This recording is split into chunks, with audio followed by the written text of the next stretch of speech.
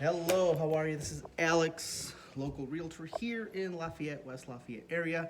And thanks for watching the video today. Today we're going to be talking about the truth about new construction homes here in the area and what you need to know if you're considering making a new construction home purchase. So first, thanks for watching the video. Please like and subscribe for more videos. I try to post videos frequently to keep you informed on the real estate market.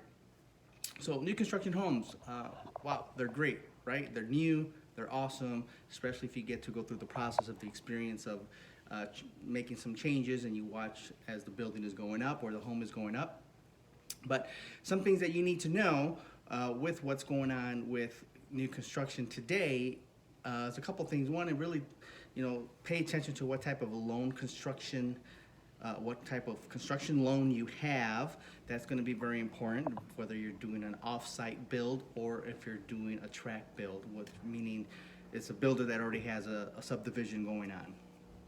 And the reason you want to pay attention to that is because of the interest rate.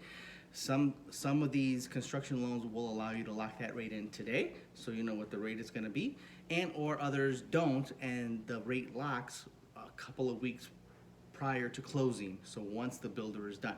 So let's think about that for a second. Let's say the interest rate today is 5.5, and 6 months later, what's the interest rate going to be? Nobody knows, right? So pay attention to that. That's going to be very important for you as well. That's some information you want to really touch base with your loan officer to make sure that you can lock your rate in as soon as possible, just so that you don't have any surprises once you come closing time, right? Example, I had a client, they put their down payment for a new build. Interest rates were, I don't remember what they were, but let's say they were 5%. And about a month and a half prior to the builder finishing, interest rates went up about less than a point. So now the affordability factor for my client changed, the affordability factor changed, so now he can no longer afford that home. So he had to go back and rework some numbers and figure some things out. Long story short, they worked it out. However, to avoid that moving forward for you, if you're looking for a new construction home, is take that into consideration. Take that into consideration up front. Don't get surprised with a higher monthly payment than what you previously budgeted yourself for.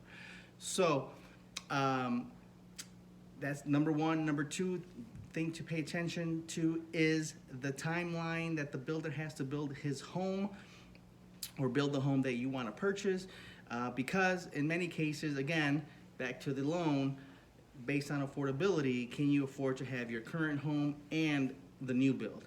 In many cases, the builder and the lender will require that you sell your current home first so that you could build the new home, and that's all just based on affordability alone.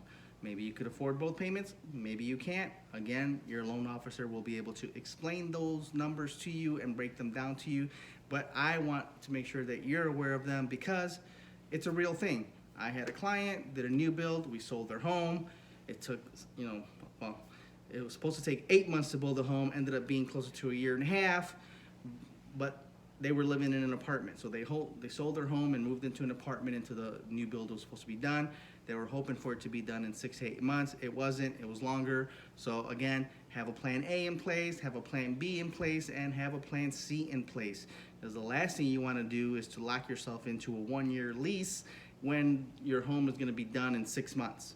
So again, you're going to be caught making a rent payment and your mortgage payment for your new build. So making arrangements to either A, live with family, or B, rent an apartment and maybe keep it like on 6-month lease intervals or maybe 3-month lease intervals, month to month, even better if you could figure that out with a landlord, but something to highly consider. So again, your loan and the interest rate and how soon you can lock it in, that's only your loan officer can share that information with you. And number two, if you do a new build, are you going to be required to sell your current home? And if you do, then where do you go until the home is built? So please keep those things in mind. We do have a handful of subdivisions here in the Lafayette, West Lafayette area with new builds. You might get lucky and find one that's already built, and you kind of just buy it, close 30, 40 days later, and there you are in a new home.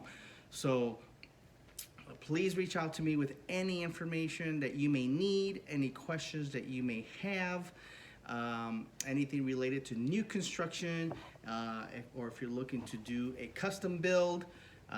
We do have some custom builders here in the area. We'd have to find you some land in order for you to do that. But you have options, and we could talk about those options. But again, this is Alex, your local realtor here in Lafayette, West Lafayette area. If you have any questions, please, all my information is below. Please like,